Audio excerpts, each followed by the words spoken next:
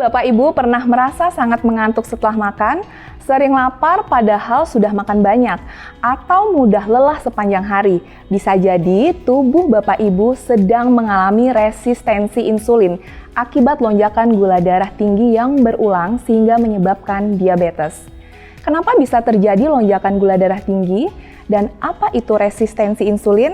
Mari kita bahas lengkapnya. Lonjakan gula darah tinggi atau disebut juga hiperglikemi adalah kondisi di mana kadar glukosa di dalam darah meningkat secara drastis.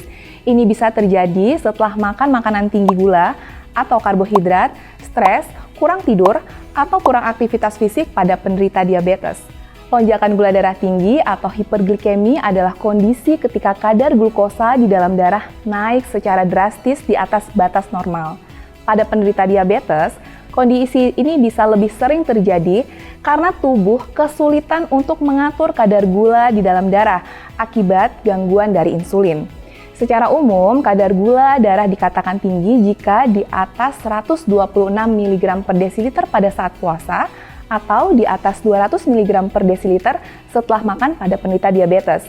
Bagi penderita diabetes, lonjakan ini bisa terjadi berulang kali, yang jika dibiarkan bisa memperburuk kondisi tubuh dan meningkatkan resiko komplikasi yang serius. Ada beberapa faktor utama yang menyebabkan gula darah melonjak tinggi. Di antaranya yang pertama adalah pola makan yang kurang terkontrol. Konsumsi karbohidrat sederhana seperti nasi putih, roti, mie, atau minuman manis bisa langsung meningkatkan gula darah dengan cepat. Porsi makan yang terlalu banyak dalam satu waktu juga bisa memicu lonjakan gula darah. Yang kedua adalah kurangnya produksi atau sensitivitas insulin. Pada penderita diabetes tipe 1, tubuh tidak bisa memproduksi insulin.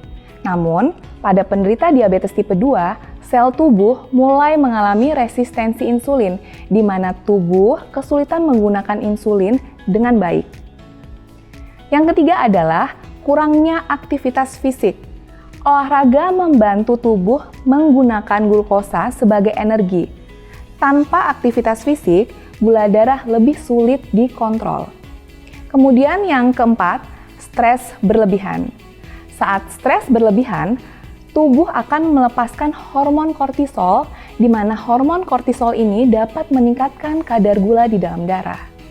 Yang kelima adalah kurang tidur atau pola tidur tidak teratur. Tidur yang buruk dapat mengganggu regulasi insulin dan menyebabkan lonjakan gula darah. Yang keenam, konsumsi obat yang tidak teratur. Penderita diabetes yang lupa minum obat atau insulin sesuai dengan jadwal bisa mengalami lonjakan gula darah. Apa dampak lonjakan gula darah bagi tubuh? Mungkin Bapak Ibu berpikir sesekali terjadi lonjakan gula darah tidak masalah. Tapi jika ini terus-terusan terjadi, efeknya bisa serius. Yang pertama adalah merusak pembuluh darah. Gula darah yang tinggi bisa menyebabkan peradangan dan merusak dinding pembuluh darah, meningkatkan resiko terjadinya penyakit jantung dan juga stroke. Yang kedua, kerusakan pembuluh darah dan jantung. Lonjakan gula darah merusak dinding pembuluh darah, meningkatkan resiko penyakit jantung, stroke, dan tekanan darah tinggi. Yang ketiga, kerusakan saraf atau neuropati diabetes. Penderita diabetes sering mengalami yang namanya mati rasa, kesemutan, atau nyeri di kaki dan tangan karena saraf rusak akibat gula darah yang tinggi. Yang keempat, gangguan penglihatan atau retinopati diabetes. Gula darah tinggi bisa merusak pembuluh darah di mata, menyebabkan penglihatan menjadi kabur, bahkan bisa menyebabkan kebutaan. Dan yang kelima, gangguan ginjal. Ginjal bekerja ekstra untuk menyaring gula berlebihan di dalam darah sehingga bisa meningkatkan resiko gagal ginjal. Dan yang keenam adalah ketoasidosis diabetik atau KAD. Jika kadar gula terlalu tinggi di dalam tubuh tidak memiliki cukup insulin, maka tubuh bisa mengalami yang namanya ketoasidosis yang bisa berujung pada koma diabetik. Setelah kita mengetahui tentang lonjakan gula darah tinggi atau yang kita sebut hiperglikemi, mari kita beralih ke insulin, hormon yang mengatur kadar gula darah yang dihasilkan oleh organ pankreas. Bagaimana insulin bekerja di dalam tubuh? Saat setelah selesai makan, karbohidrat yang terkandung pada makanan akan dicerna dan diolah menjadi glukosa, di mana proses ini akan menyebabkan peningkatan glukosa di dalam darah. Lalu, bagaimana lonjakan gula darah tinggi bisa menyebabkan resistensi insulin hingga menyebabkan diabetes? Resistensi insulin adalah kondisi ketika sel-sel tubuh tidak dapat menggunakan gula darah dengan baik akibat adanya gangguan dalam merespon insulin. Jika gula darah melonjak terlalu sering, pankreas akan terus-menerus menghasilkan insulin dalam jumlah yang besar.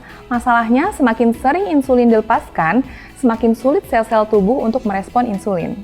Bayangkan seperti seseorang yang terus-menerus mengetuk pintu. Jika terlalu sering, orang ini di dalam rumah akan mulai mengabaikannya. Sama seperti itu, sel-sel tubuh mulai menolak insulin. Akibatnya, meskipun insulin ada, glukosa tetap tidak bisa masuk ke dalam sel. Ini yang disebut dengan resistensi insulin. Bagaimana terjadinya resistensi insulin? Pertama, sel-sel tubuh kesulitan menyerap glukosa. Akibatnya, gula tetap tinggi di dalam darah. Lalu, pankreas bekerja lebih keras dan memproduksi lebih banyak insulin. Kondisi ini memperparah kondisi resistensi insulin. Akhirnya, pankreas kelelahan dan produksi insulin menurun. Dan ini bisa berujung pada diabetes tipe 2. Apa saja tanda-tanda resistensi insulin? Seringkali resistensi insulin berkembang tanpa disadari. Beberapa tanda yang bisa menjadi peringatan antara lain sering merasa lapar meskipun sudah banyak makan, mudah lelah atau sering mengantuk setelah makan, kenaikan berat badan terutama di daerah perut, kulit menjadi lebih gelap di daerah lipatan seperti leher dan ketiak, atau yang kita sebut namanya akantosis nigricans.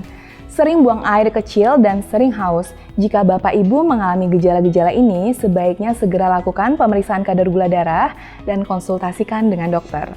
Lalu, bagaimana cara mencegahnya? Pertama, perhatikan pola makan. Gantilah karbohidrat olahan dengan karbohidrat kompleks seperti nasi merah, ubi, atau quinoa. Perbanyak konsumsi serat dari sayur dan buah-buahan rendah gula seperti apel, alpukat, dan stroberi. Hindari minuman manis seperti soda dan teh kemasan, ganti dengan air putih atau teh herbal tanpa gula. Yang kedua, rutin berolahraga. Aktivitas fisik membantu sel tubuh lebih sensitif terhadap insulin, sehingga gula darah lebih stabil. Lakukan olahraga ringan seperti jalan kaki cukup 30 menit sehari atau latihan kekuatan untuk meningkatkan metabolisme. Yang ketiga, tidur yang cukup. Tidur kurang dari 6 jam per malam bisa menyebabkan gangguan metabolisme dan meningkatkan kadar gula di dalam darah.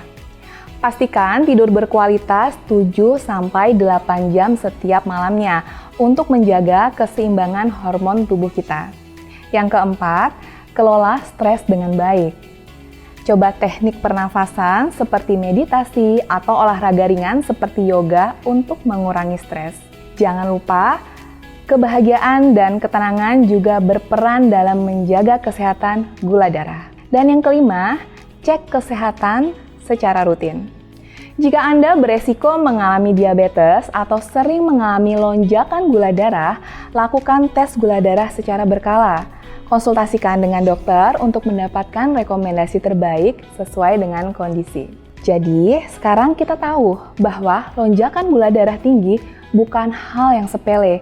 Jika dibiarkan, ini bisa menyebabkan resistensi insulin, diabetes, dan berbagai komplikasi kesehatan lainnya.